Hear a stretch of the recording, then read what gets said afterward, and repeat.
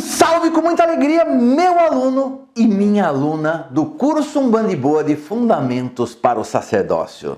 Sejam todos muito bem-vindos. Vocês não imaginam a minha alegria de receber todos vocês num curso que foi estruturado para formar sacerdotes e sacerdotisas de Umbanda, para que nós tenhamos todos os recursos materiais e espirituais para melhor desenvolver esta função.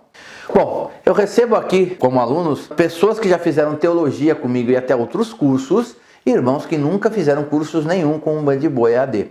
E por isso eu vi a necessidade, através dos questionários que nós estruturamos, de a gente fazer um resumão dos pontos mais importantes do que a gente fala no curso de teologia de Umbanda. Não vai ser nada aprofundado, vai ser um resumo muito intensivo. Por isso que eu chamo isso de aula zero. É um grande resumo para a gente ter uma ideia geral de como eu enxergo a Umbanda e por que esses fundamentos são tão importantes para um sacerdote e para uma sacerdotisa. Para começar, não daria para ser diferente, o enfoque é diferente que eu vou dar referente a este tema, mas é um tema muito importante no curso de teologia, então agora nós começamos com História da Umbanda.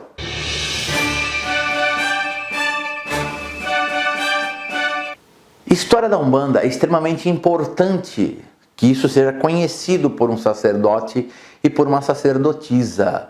Até os detalhes que eu vou citar nesta aula de hoje. Por quê? Porque o Márcio hoje, como sacerdote, sempre que eu me encontro numa situação que eu tenho dúvidas ou que eu não sei que decisão tomar, que postura tomar com relação a determinado assunto, o que eu faço? Eu me volto aos primórdios da Umbanda, a Zélio de Moraes e ao Caboclo das Sete Encruzilhadas, peço o auxílio deles para poder entender como eles pensariam esse assunto, como eles abordariam esse assunto, porque apesar da Umbanda ter se transformado muito em todos esses anos, é claro e é nítido que o pensamento de Zélio e o do Caboclo das Sete Encruzilhadas continuam sendo a essência da nossa Umbanda. Hoje vamos começar com a nossa primeira aula efetiva. Já tivemos o nosso resumão e agora vamos falar com você um pouco sobre o curso. Então, item número 1, o que esperar do curso?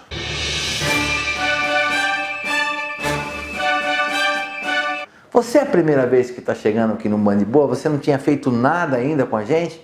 Então, a você também, eu recebo com toda a minha honra, gratidão por me dar esta oportunidade de ser o seu professor, e você vai conhecer um jeito novo de aprender sobre a religião de Umbanda. Um jeito simples, um jeito direto, acessível a qualquer pessoa, desde as mais estudadas até as mais simples. Para quê? Para que nós possamos realmente transmitir e multiplicar o verdadeiro conhecimento da nossa Umbanda. Então, isso faz toda a diferença. E o outro diferencial do nosso curso muito grande é que durante todo o tempo do curso você tem acesso direto ao professor, que sou eu. Quem responderá a você em todas as questões serei eu em pessoa. O Márcio pessoalmente vai responder todas as suas perguntas. E você poderá fazer as suas perguntas aqui na plataforma. Abaixo desse vídeo aqui você já vai ter um espaço. Se você quer colocar um comentário, colocar uma pergunta, e eu recebo como professor na plataforma e te respondo no momento devido. Às vezes eu respondo um dia sim, um dia não. E você também tem o WhatsApp. O WhatsApp do curso. Só você, aluno Umbanda e Boa, tem esse WhatsApp, tem esse acesso direto comigo. Lembrando a você, galera, não abusa.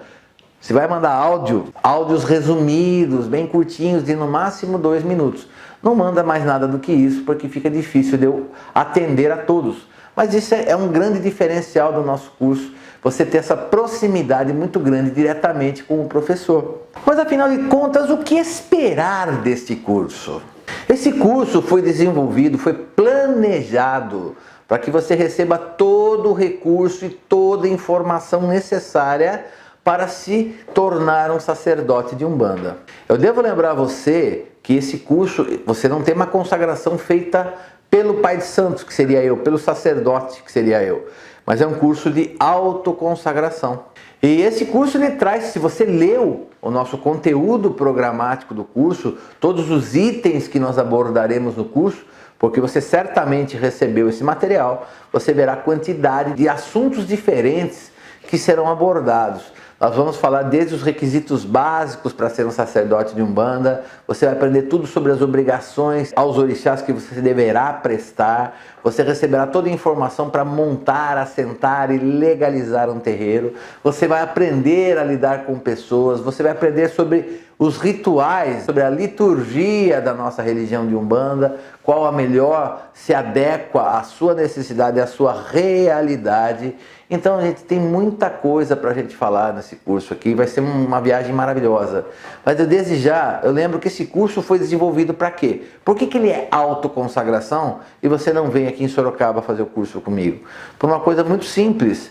Aqui no Umbandiboa nós identificamos a necessidade de inúmeros irmãos que estavam em lugares distantes dos ditos grandes centros de Umbanda, né, centros umbandistas, como o eixo Rio-São Paulo, por exemplo, como o Rio Grande do Sul, como Minas Gerais, que tem dificuldades de chegar até esses lugares. Irmãos que estão no Pará, em Pernambuco, irmãos que estão no Rio Grande do Norte, os irmãos, por exemplo, do Amazonas, de Roraima, de Rondônia, que têm dificuldade de chegar até aqui os grandes centros para poder usufruir de um curso presencial. Então nós desenvolvemos esse curso pensando em vocês daqui do Brasil e também de inúmeros irmãos fora do Brasil que carregaram a Umbanda, levaram consigo a nossa Umbanda dentro do coração e estão em diversos países, assim como Portugal, Irlanda, Inglaterra, Espanha, Japão, Austrália, Estados Unidos.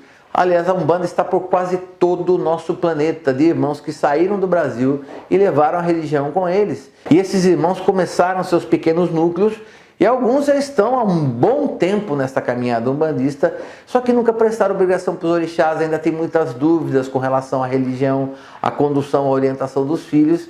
Então esse curso foi desenvolvido pensando nas pessoas que não têm condição de ir a um grande centro para fazer o seu curso de sacerdócio presencial. Então tudo isso partirá de autoconsagração. Eu ensinarei você a como se autoconsagrar. Lembrando que a ideia desse curso foi devidamente abençoada e autorizada pelo pai Ronaldo Linares, meu sacerdote que fez a minha coroa, que é uma forma de a gente levar a Umbanda para todos os lugares do planeta e ajudar esses irmãos que estão nesta caminhada. É por isso que esse curso tem essa pegada totalmente à distância, totalmente EAD, ensino à distância.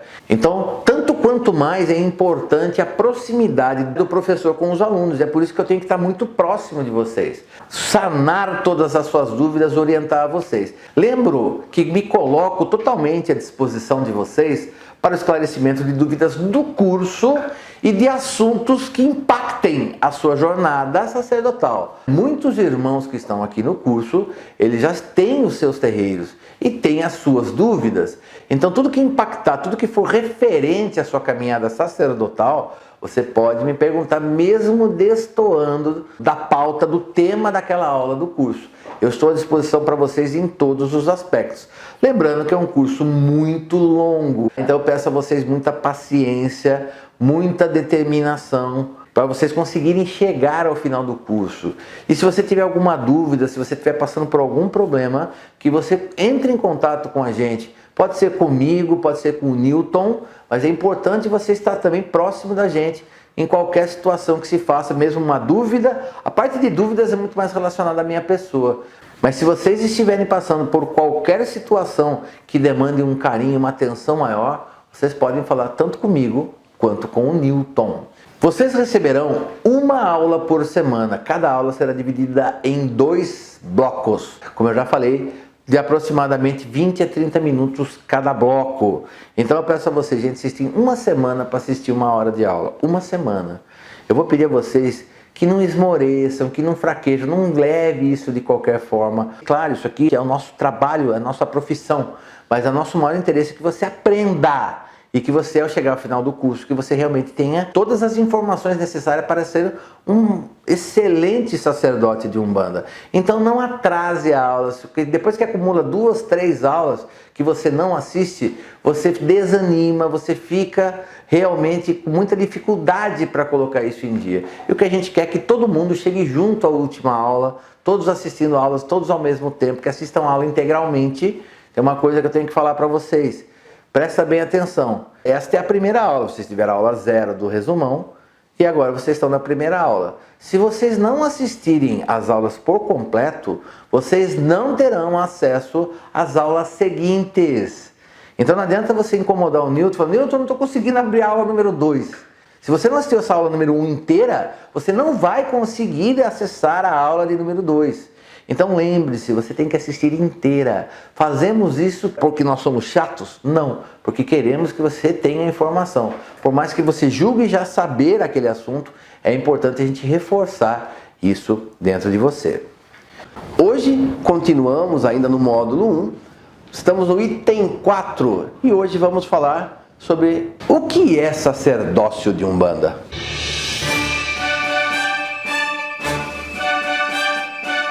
Para entender o que é sacerdócio de Umbanda, primeiro a gente tem que entender que o sacerdócio é o ofício, a função do sacerdote. Para entender sacerdócio, temos que entender a palavra sacerdote. E a palavra sacerdote, ela vem do latim. E sacerdos significa sagrado, otis, representante. Portanto, o sacerdote é representante do sagrado. Na antiguidade, nos tempos mais primitivos, a palavra já existia e era atribuída àqueles que prestavam as oferendas, as ofertas, fosse para um deus ou para os deuses daquela civilização, daquela cultura. Lembrando que antigamente era somente através de ofertas que as pessoas entendiam essa conexão com o sagrado, fazer ofertas para agradar aos deuses, para trazer bênçãos, para que os deuses abençoassem. A oferta, a oferenda, principalmente a imolação de animais, o sacrifício de animais, era visto como a única forma de se conectar ao sagrado. As pessoas que faziam essa oferenda, que praticavam essa imolação, esses eram considerados os sacerdotes de antigamente. Lembrando que nós estamos na nossa aula de número 4. E hoje iniciamos o módulo número 2, entendimentos necessários. No artigo 1, hierarquia de terreiro.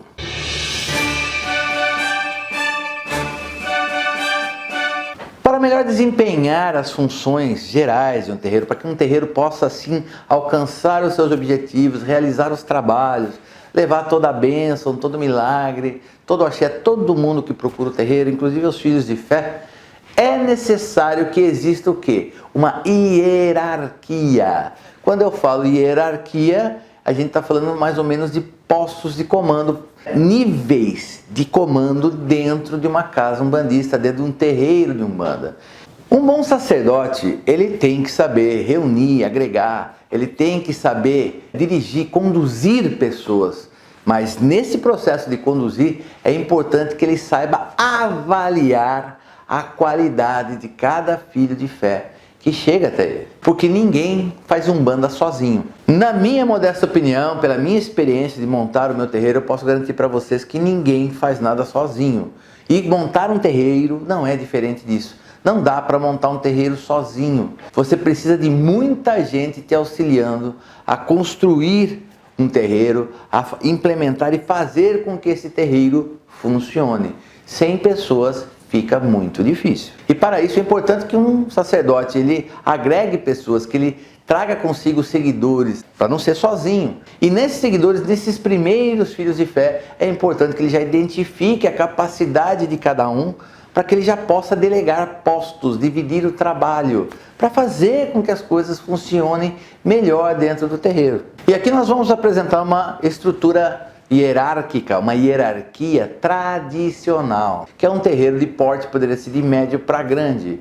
Você vai poder ter todas essas funções no seu terreiro, ou se a estrutura for menor, for pequenininha, você pode usar apenas algumas peças, algumas funções dessa hierarquia no seu terreiro. Lembre-se que isso é uma coisa que a gente vai repetir muito no curso, que o terreiro tem a cara do sacerdote. E aí no seu terreiro, na sua casa, não será diferente. Você vai aproveitar a ideia de tudo que a gente apresenta e você vai adaptar a sua estrutura.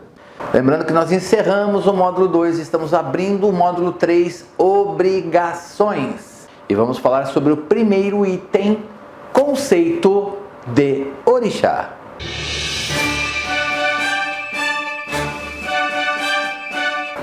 Antes de mais nada, meu aluno e minha aluna, eu sei que quando eu falar, entramos em obrigação, quais são os materiais, o que eu vou precisar? Calma, relaxa, respira.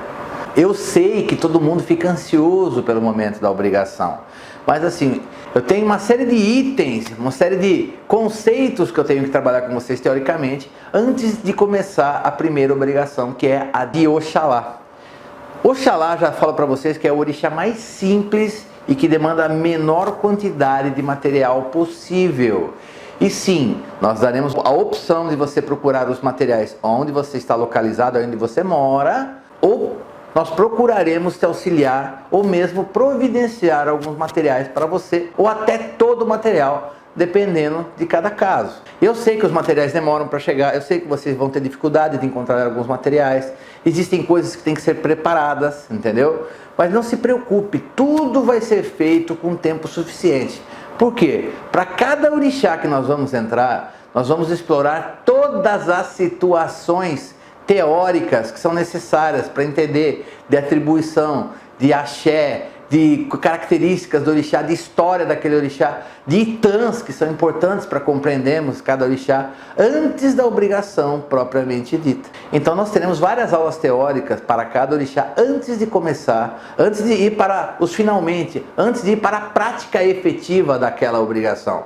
Porque eu, como professor, eu quero que você tenha todos os fundamentos necessários para ter uma obrigação abençoada, maravilhosa, que você seja devidamente orientado de forma clara, que você não tenha sobressaltos, que você não tenha surpresas nas suas obrigações, de forma que eu quero que quando você encerrar esse curso, eu quero que você sinta o axé de todos os orixás fluindo através de você.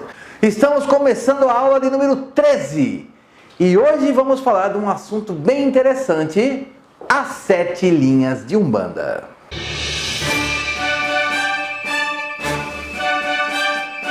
Esse assunto, as 7 linhas de Umbanda, já deu história para contar. Foi tanta polêmica que já foi gerada com esse assunto que dava para escrever um livro, alguns dizem até uma enciclopédia, de tanto que já se falou das diversas formas de se enxergar esse tema. Muitos autores escreveram e tinham diferenças mínimas entre si. Já outros se distanciaram tanto que fugiram muito do comum e do usual. Para a gente ter uma visão inicial sobre porquê de tantas doutrinas, de tantas formas de se enxergar a Umbanda, nós devemos lembrar que o ser humano, ele tende a querer subestabelecer a sua própria opinião, querer firmar a sua própria opinião em detrimento à dos outros. Ou seja, é mais fácil eu criar a minha própria visão sobre um tema do que tentar entender, compreender e aceitar a visão dos outros. É por isso que temos tantas ideias diferentes. O outro detalhe que eu acho que faz toda a diferença verdadeiramente é com relação ao momento histórico onde cada visão das 7 linhas de Umbanda foi apresentada. Porque cada autor sofreu influências de pensadores e de ideias que se pregavam naquela época. E dessa forma, cada um deu luz à sua própria ideia. Bom, se vamos falar de 7 linhas de Umbanda, a primeira coisa a entender é a concepção do número 7. E todos sabemos que esse número ele é reincidente, ele aparece muito em todo momento e de diversas formas nos trabalhos espirituais, naquilo que lemos e entendemos sobre Umbanda. O número 7 ele é muito presente. E a primeira vez que esse número aparece na nossa religião de Umbanda é na famosa frase do Caboclo das 7 Encruzilhadas, quando ele disse: se é necessário que eu tenha um nome, que seja Caboclo das 7 Encruzilhadas, pois para mim não haverá caminhos fechados. Então, o uso do número 7, essa presença do número 7, ele está na nossa Umbanda desde o início da nossa religião. E para começar esse item 10, nós começamos com conceito de firmezas.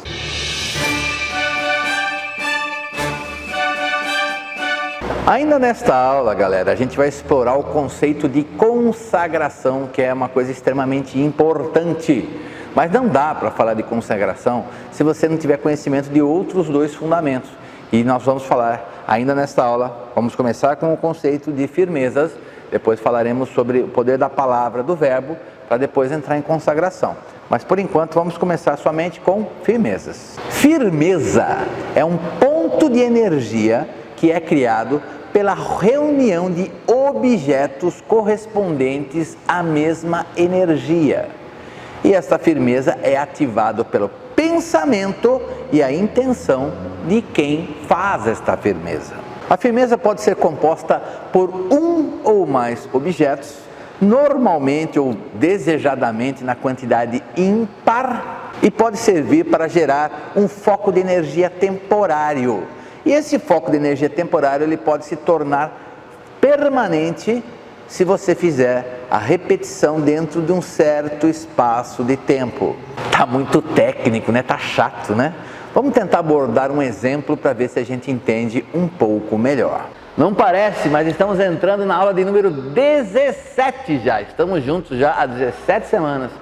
Hoje, já que nós já falamos na última aula sobre firmeza, sobre o poder do verbo, sobre consagração, hoje é dia de falar sobre um tema que é extremamente importante para o nosso curso. Hoje falaremos sobre autoconsagração.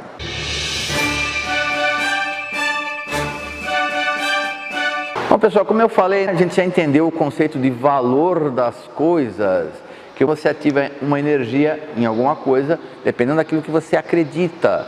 Falamos sobre firmezas, que é o conceito de criar um ponto de energia daquele orixá ou daquele guia. Entendemos o poder do verbo através das orações e das encomendas, que é o que nós pedimos no momento das firmezas ou oferendas. E também entendemos o conceito de consagração. Então, tudo isso é extremamente importante para compreender o que nós vamos falar agora, que é autoconsagração, que é o que nós mais iremos utilizar nas nossas obrigações. Antes de prosseguir com o conceito de autoconsagração, eu preciso perguntar a você: você tem estudado como deveria? Porque tem muita gente que acredita que tudo que eu falei até agora, nessas 17 semanas, que muita coisa pudesse ser dispensável ou fosse, como popularmente dizemos, encher linguiça. E não.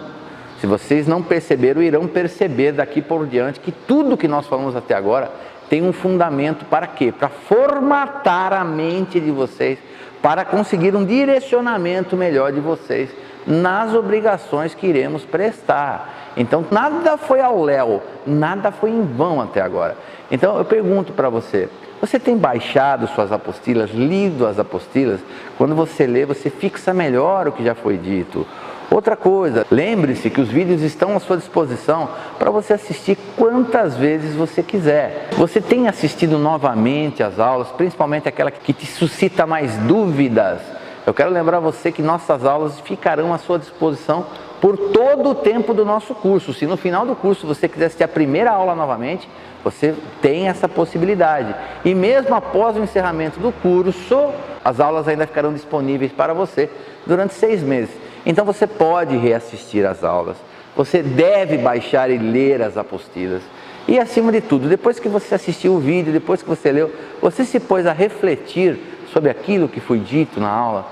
Você perdeu 5, 10 minutos para pensar se você concorda, se você não concorda, se você absorveu ou não o conceito. Isso tudo é extremamente importante. A grande diferença desse curso, o diferencial do nosso curso, é que você não terá o pai de santo, um sacerdote, fazendo a tua consagração no momento da obrigação. Eu vou ensinar tudo para que você faça a sua autoconsagração. Cada obrigação será uma autoconsagração a um determinado orixá. Então, o sacerdote, no caso eu não estarei presencialmente no momento da sua obrigação. Você poderá sim e deverá até ter ajuda, quem te auxilie no momento da obrigação. E aqui em cada obrigação nós daremos as instruções, inclusive para esses auxiliares. Mas no momento da obrigação você estará sozinho perante os orixás. E agora nós vamos falar com você sobre a mais importante de todas as obrigações.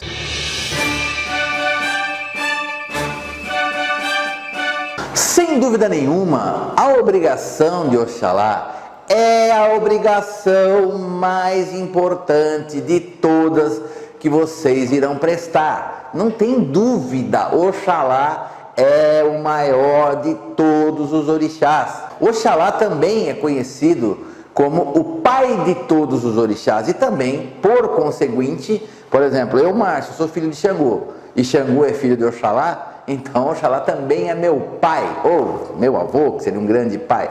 Mas Oxalá também é considerado o pai de todos os seres humanos também.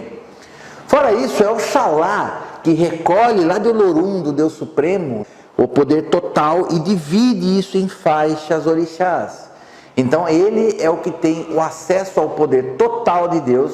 Ele encerra em si mesmo também o poder de todos os orixás. E apesar de toda essa importância que Oxalá carrega em si, ele é certamente o orixá mais compreensivo e também aquele que exige menos de nós. Então, a obrigação para Oxalá será uma obrigação única, bem diferente de todas as outras que vocês irão prestar. Hoje chegamos no dia onde todos estavam angustiados e ansiosos para querer saber, para poder entender como será na prática a sua obrigação ao Oxalá.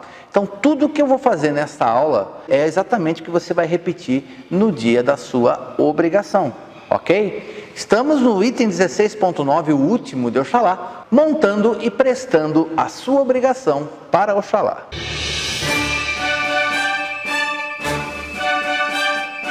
Bom, pessoal, agora que vocês já entenderam que eu passei todos os fundamentos que eram necessários entender, não adianta você só prestar uma obrigação por prestar, sem você ter uma consciência, um entendimento sobre o orixá e todos os seus fundamentos. Agora já temos tudo isso. Agora podemos partir, sim, para a obrigação prática propriamente dita.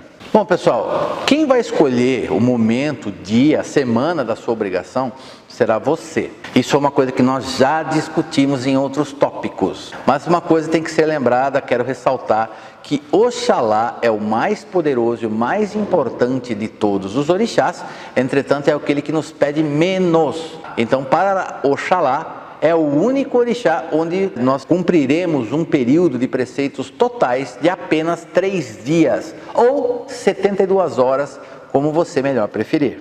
Senhores futuros sacerdotes, tudo que você vai fazer numa oferenda, você sempre monta uma mesa como se você recebesse uma visita extremamente ilustre. Então você faz tudo bonitinho, muito bem arranjado. Então vamos aqui, ó, a nossa flor, nós podemos colocar aqui já, ó. O nosso girassol, a nossa uva Itália, que a gente vai colocar aqui. Você pode até colocar aqui esses elementos. Eu peguei uma pomba do Espírito Santo. Aqui uma imagem de Oxalá. Você pode fazer assim? Claro que pode. Essas velas de quarta é para cá. A vela de batismo é outro uso. Essas velas vocês já vão entender como é que tudo funciona. Eu vou até colocar as coisas de uma forma, gente, que fique visível para vocês na câmera. Então você vai lá saravar nosso Pai Oxalá. Meu Pai Oxalá me abençoe, me ilumine e proteja e me dê o seu axé nesta minha obrigação sacerdotal. Saravá, meu Pai Oxalá. Quer fazer um Pai Nosso para cada vela? Pode. Pai Nosso que estais no céu, santificado seja o vosso nome, venha a nós, vossa reino seja feita, a vossa vontade assim na terra como no céu. Pão nosso, cada dia nos dai hoje. Perdoai as nossas ofensas, assim como nós perdoamos aqui nos tem ofendido. Não nos deixeis cair em tentação, mas livrai-nos do mal. Que assim seja. Como todas as velas são para Oxalá, você pode firmar, colher a chama na própria vela de Oxalá.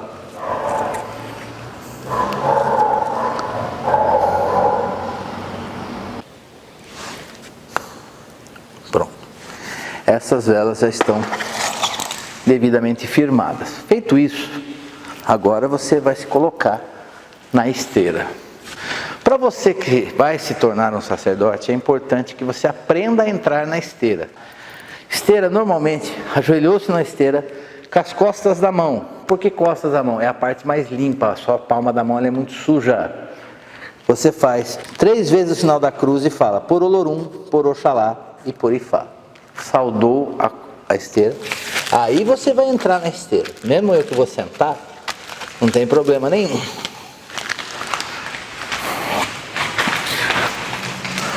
Bom, pessoal, vocês já devem ter percebido, faltou o suco de uva.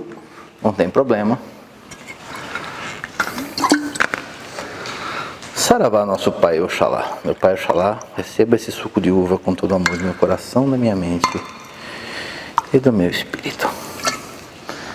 Saravá, meu Pai. Agora você de joelhos, você pode se colocar perante o Pai Oxalá. Se você quiser bater cabeça primeiro, você pode bater cabeça, pedindo ao Pai Oxalá que abençoe e consagre esse seu batismo, essa sua obrigação a esse orixá, o maior de todos os orixás. Bateu cabeça, voltou aqui, se colocou de joelhos, sempre de joelhos, sempre mostrando a sua humildade, vendo que você não se entende que Oxalá é muito maior do que você, e nesse momento, nesse caso, eu vou fazer assim.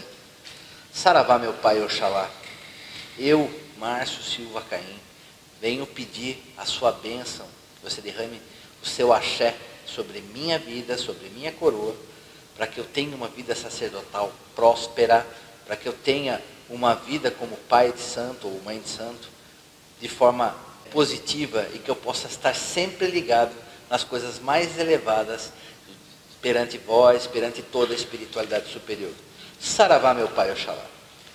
Nesse momento você vai pedir para sua madrinha, no caso até você pode pegar, mas nas outras coisas vai ser difícil. Vai pegar a pemba, você vai pegar a pemba primeiro na sua mão direita, eu sei que para muita gente vai ser difícil, e você vai riscar uma estrela de 6 pontos, ou seja, 2 triângulos de ponta cabeça, um invertido em relação ao outro. Então você vai riscar sempre um triângulo e depois o outro triângulo aqui. Você vai falar: com este símbolo eu me identifico como filho de fé, por Olorum, por Oxalá e por Ifá. E agora nós daremos um tempo no módulo 3, obrigações. A gente já fez a aula total de Oxalá. E daí o que a gente vai fazer? Vai dar um tempo, a gente vai entrar no módulo 4 agora. E depois no módulo 4 vamos fazer mais obrigação a 2 orixás provavelmente. E assim a gente vai fazer distribuindo as obrigações por todo o curso, de forma que fique menos custoso, que você possa aproveitar as ideias e cada um prestar as suas obrigações na hora que melhor lhe for conveniente. Mas não adianta eu jogar todas as informações de obrigação para você de uma vez só. Então nós vamos falar do módulo 4 e depois retornaremos no módulo 3. Entraremos no módulo 5 e retornaremos ao módulo 3, assim sistematicamente até o final do curso. Mas agora o que interessa é que estamos abrindo o módulo 4, que é montando o terreiro. Vamos falar do nosso item número 1, como se inicia um terreiro de Umbanda.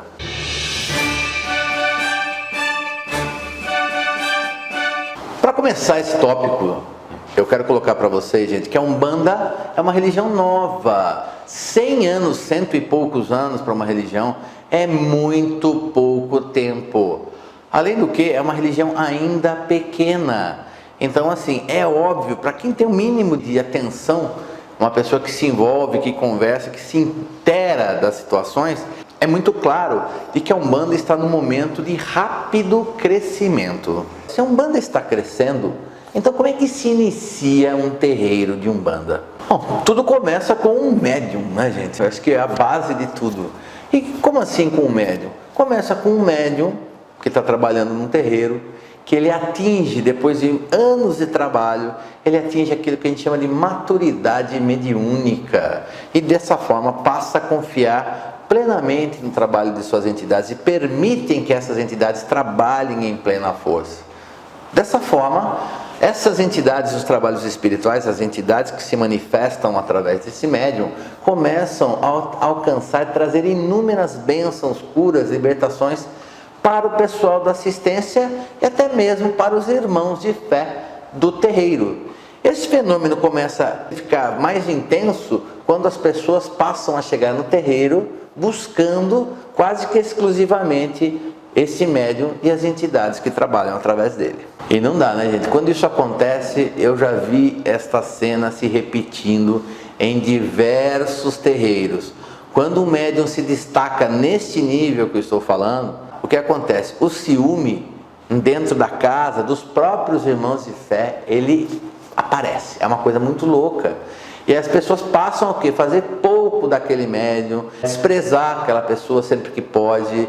E acaba gerando até um clima meio tenso entre esse médium e algumas pessoas do terreiro por conta desse ciúme. Estamos na aula de número 31.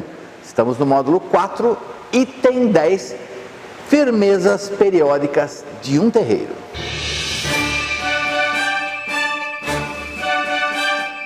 Para começar a falar desse tema, firmezas periódicas, eu posso afirmar para você que existem muitas pessoas, sacerdotes na Umbanda, pais de santo e mães de santo que vivem isso na prática, que consideram a firmeza periódica até mesmo mais importante do que uma gira espiritual da casa. O motivo para eles acreditarem nisso, pessoal, é muito simples.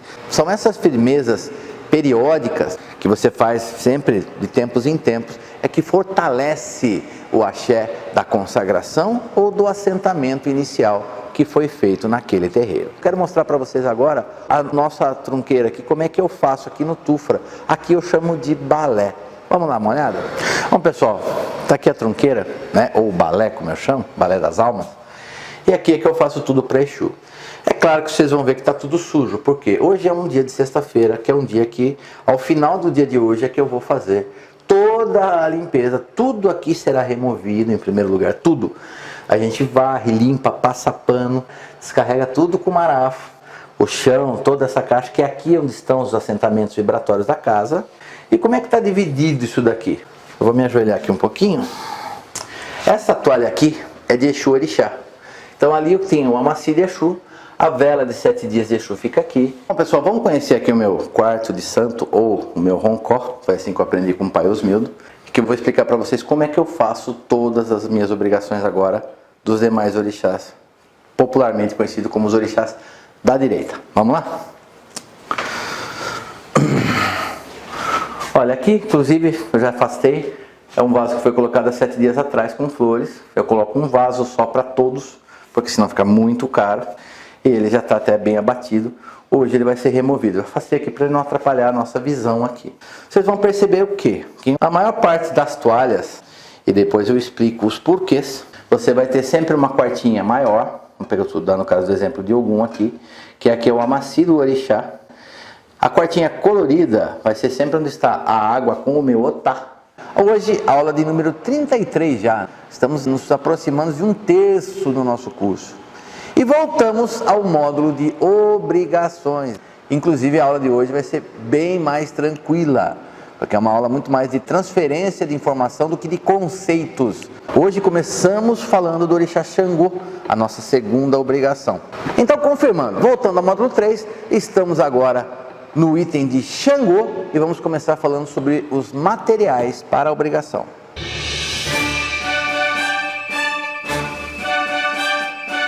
Hoje entraremos no item 18, obrigação a Yansan.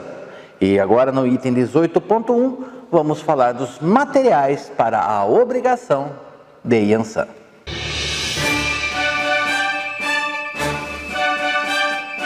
Hoje estamos na aula de número 39 e como vocês estão vendo, não estamos no Tufra, não estamos no estúdio, mas estamos na natureza, num ambiente natural.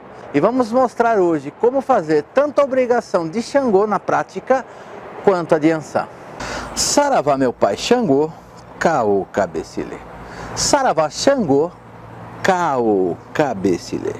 Saravá Xangô, Caô Cabecilê.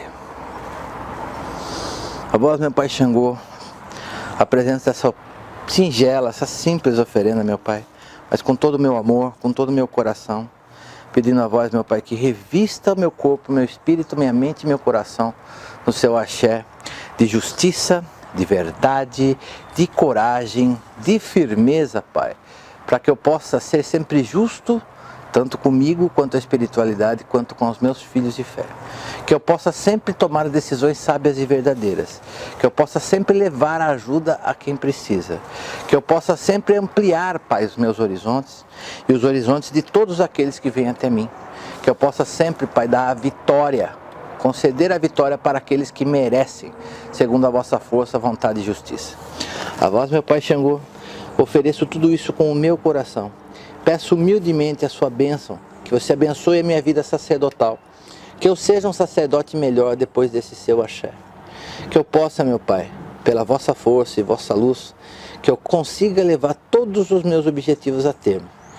E Pai, me mantenha sempre no caminho da retidão, da verdade, da coisa certa, e que para que eu possa receber a bênção da sua axé de justiça, que me ajude a ser justo com todos aqueles que vierem na minha vida. Acima de tudo, Pai Xangô, me dê sabedoria.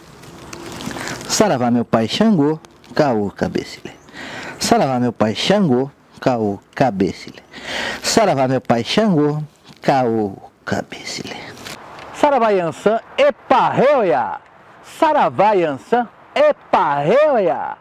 Saravá Yansan, eparreoia. A voz minha mãe Yansan, Senhora dos Ventos, Senhora da Tempestade, Senhora do Raio, do Trovão também, que a Senhora divide com o Xangô, Senhora dos Mortos, que encaminha os mortos, vem aqui prestar essa singela obrigação à voz minha mãe, pedindo a voz que derrame sua força, a vossa luz, vossa bênção e sua proteção sobre mim, meu corpo, espírito, mente e coração, sobre minha vida e toda a minha jornada espiritual e sacerdotal. A voz de Yansan, espero poder contar sempre convosco em tudo aquilo que eu for fazer, na proteção do meu terreiro, na proteção do meu trabalho mediúnico espiritual, que você remova todos os espíritos desencarnados, negativos e obsessores ou sofredores indesejados da minha vida, e que eu possa, a partir de hoje, com a sua bênção, com a sua autorização, que eu possa remover todo e qualquer obsessor que esteja sobre qualquer filho de fé ou qualquer pessoa que chegue até mim com essa necessidade. Saravá, nossa mãe Yansan, minha mãe, me abençoe, me ilumine, me proteja, me defenda, mãe, defenda-me de todos os males, principalmente daqueles que vêm das mulheres, encarnadas e desencarnadas, mas, mãe, me proteja de tudo, estejais comigo em todos os momentos, me dê, mãe, a sua coragem, a sua resistência, essa liberdade. A senhora faz parecer tão fácil. Eu quero também, mãe, ser corajoso, resistente, ser livre, ser valente como a senhora. Eu peço que a senhora me abençoe nesse dia de hoje. E por isso me curva a voz, Yansan. Eparreu, Yansan, me abençoe, derrame seu axé sobre mim. Eparreu, abençoe, me ilumine, Yansan. Eparreu, Você vai pegar essa champanhe e vai falar: salve minha mãe Yansan, fortalecer e abençoar essa champanhe que está na minha mãe, derramar seu axé para mim e dai a sua bênção na minha coroa. Eparreu, eparreu, menção, Salve minha mãe, salve vossa força, salve vossa luz, me abençoe, me ilumine e me proteja em todas as minhas caminhadas. Que assim seja. Eparreu, eparreu, menção. Você pode pedir ao seu auxiliar nesse momento para que pegue a toalha para amarrar na sua cabeça, igual nós fizemos com o Xangô. Não tem jeito, pessoal. Eu não falo para você fazer isso na esteira, porque isso estraga a esteira, tá? Feito isso, amarra de uma forma simples.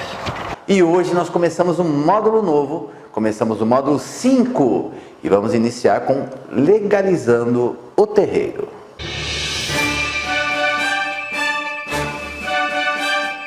Hoje eu quero falar sobre legalizando o terreiro. O item 1 é a importância da legalização. Essa aula para mim, pessoal, é fundamental. Mesmo que você não queira abrir terreiro, mesmo que você fale, eu nunca vou fazer, eu quero que você preste muita atenção nessa aula. É importante, é fundamental um sacerdote, você vai se formar sacerdote, você vai se formar sacerdotisa, você ter esse entendimento de por que é tão importante. E de você, de repente, aliás, eu acredito até que com 99% de certeza, após o final dessa aula, eu posso mudar a sua ideia com relação a este tema. Legalizar, legal, é estar dentro da lei, é estar conforme a lei, é cumprir a lei. E estar dentro da lei, estar conforme a lei, é muito importante na vida de qualquer pessoa, mas nós estamos falando aqui de uma instituição religiosa. E quando que isso é importante? Isso é de fundamental importância quando algo dá errado e você é cobrado por isso. E ninguém está isento desta situação. Bom, pessoal, hoje a aula é diferente, por quê? Porque hoje eu convidei um grande amigo para fazer parte dessa aula, que eu acho que vai ajudar a agregar e fazer você compreender melhor as situações e a necessidade de legalizar completamente o seu terreiro. Esse aqui é o sacerdote, advogado Renato Alian, meu amigo. Renato, gratidão, irmão, de poder vir aqui fazer esse auxílio luxuoso para os nossos alunos do curso de Fundamentos para o Sacerdócio. É importante saber, pessoal, que o Renato não só é sacerdote, mas ele já vem de uma família. A avó dele tinha um terreiro muito tradicional aqui em São Paulo. Eu acho que a gente já pode começar um pouquinho por aí, Renato, que eu não sei em que período teve, mas como a gente estava falando, você falou que já naquele tempo que a sua avó abriu o terreiro dela, ela legalizou completamente o terreiro. Bom, primeiro é um prazer, quando eu recebi o convite do Márcio e do Sombra de participar dessa aula, uma aula tão importante, uma aula tão técnica, como essa que é fundamental para você, meu irmão sacerdote, para você, minha irmã sacerdotisa, na condução do teu templo. É importante você compreender a importância da regularização do teu terreiro, porque afinal de contas o objetivo nosso qual que é? É desmarginalizar a religião, trazer ela à luz da sociedade, da comunidade, e a melhor forma de fazer isso é regularizando. Então, primeiro tudo, bem-vindos aqui ao meu templo, ao templo religioso, ao templo de Umbanda, Oxóssi, Iemanjá e Caboclo Sete Encruzilhadas, onde nós estamos gravando aqui a aula. E sim, respondendo a tua pergunta, o terreiro da minha avó foi fundado em abril de 1980, então completou agora 40 anos de idade, e na inauguração dele já foram providenciados todos os documentos à época necessários para a devida regularização do templo religioso, que é inquestionavelmente fundamental na caminhada de qualquer sacerdote hoje em dia. Hoje chegamos no dia tão esperado, o dia que nós vamos montar e prestar as nossas obrigações, tanto para o Obaluayê quanto para Nanã. Vocês podem perceber que nós já estamos num ambiente natural, apropriado, estamos na beira de um rio razoavelmente grande, tá? E as duas obrigações serão prestadas aqui, né? Nanã, eu já estou no domínio correto. Obaluayê pode estar do lado da sua mãe. Ou também você pode enxergar isso como também um grande corpo de água regido por Iemanjá, que é a mãe adotiva de Obaluayê. Então por isso podemos também fazer aqui a nosso ponto para receber o axé desses dois orixás. A primeira coisa que eu vou comentar com vocês é: a gente não planejou onde a gente ia prestar essa obrigação. Esse espaço que nos foi cedido, ele tem essa elevação, eu não tenho um contato diretamente com a água, né? Então vocês percebem que eu estou num barranco bem elevado, né, em relação ao rio. Nós prestaremos as nossas obrigações aqui. Ao final da obrigação de Nanã, colocaremos a barca na água. E ao final da obrigação de Obaluayê, terminaremos a nossa obrigação lá no cemitério. Tudo preparado? Então, pessoal, baixa a sua apostila para você poder acompanhar melhor esse vídeo, para você ver como foi que a gente montou tudo isso daqui, e acompanha com a apostila na mão tudo que você vai ver aqui agora.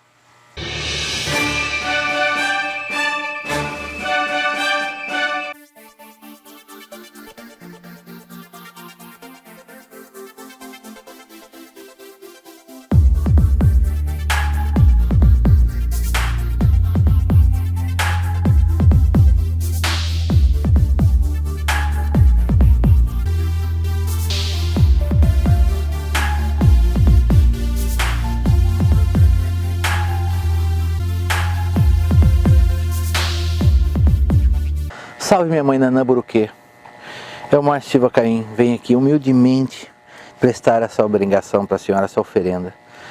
A gente vai colocar isso aqui na água, né? Sempre agradecendo a Nanã. Agora vem a parte difícil. Vamos lá, Newton Sombra me ajudar?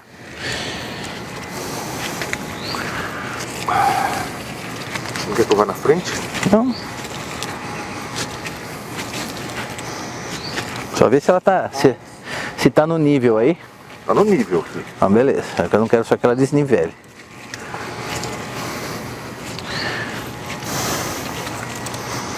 E...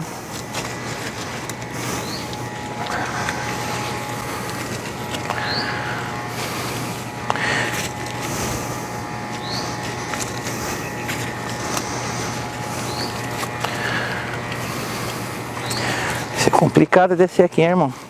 Devagarinho, devagarinho.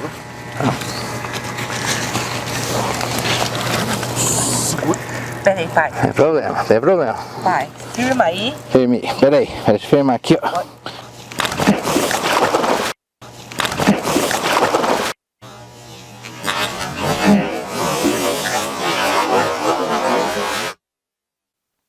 Isso era esperado. Aqui. Tá, aqui tá tudo escorregadio. Vamos aqui, vocês vão ter que chegar até aqui. Devagarinho. Porque aqui se eu pisar aqui escorrega. Põe na terra. Peraí. Embica lá na terra que eu vou arrastando ela. Peraí. Entendeu? Peraí, vai.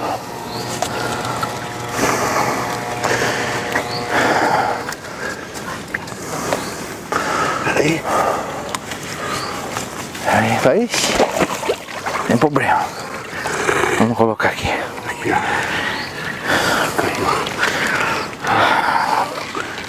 Pode soltar. Sim. Saravá nanaburuque, salubaê nanaburuque.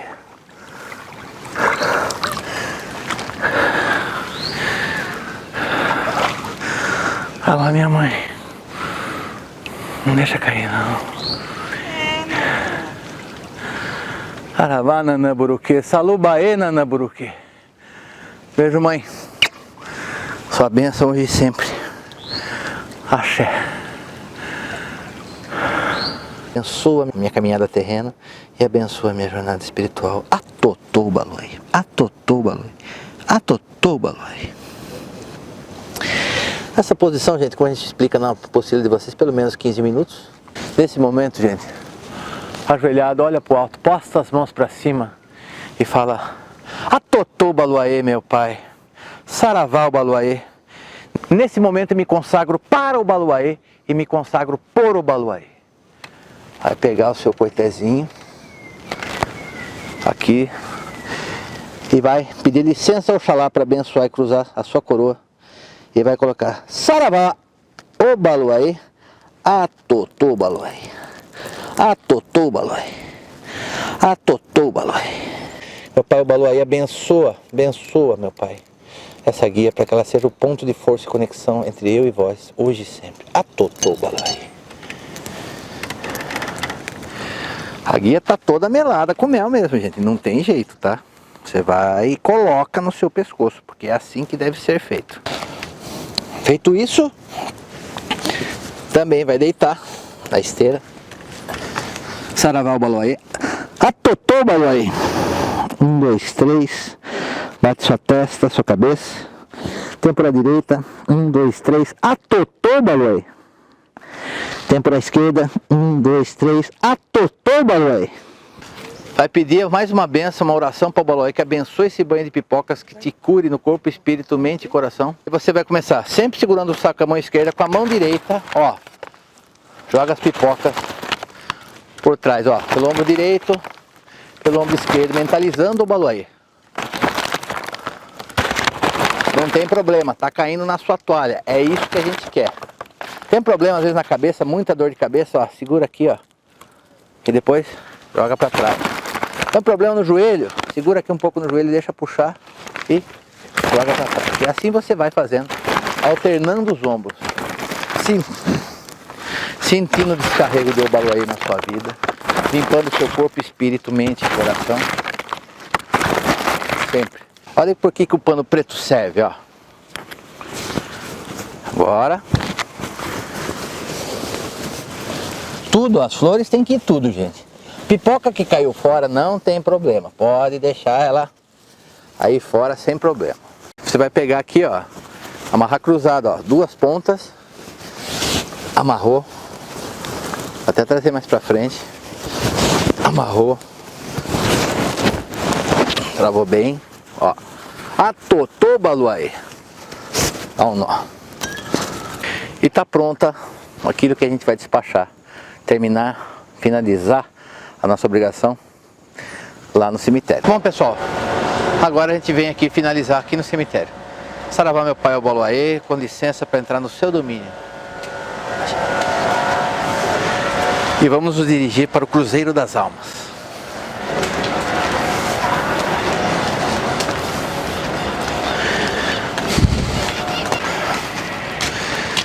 Chegou aqui no cruzeiro, desata a sua trouxa.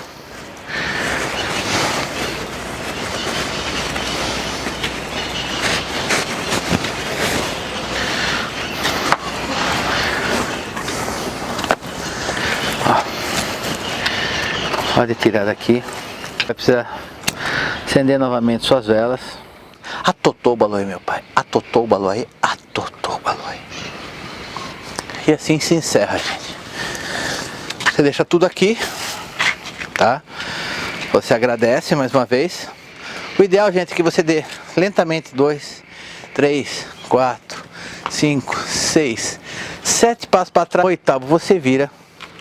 Vai embora para sua casa. Não esqueça de, na hora de sair, também não sair de costas. Você vai pegar na saída e você vai sair de costas pela saída e também vai agradecer o baloí. Pedir que, se houver algum mal que existe no seu corpo, espírito, mente e coração, que fique aqui no cemitério. Atotô e vai-se embora. Galera, essa foi a aula de hoje. Gratidão. Quem gostou, bate palma, nem que seja no pensamento.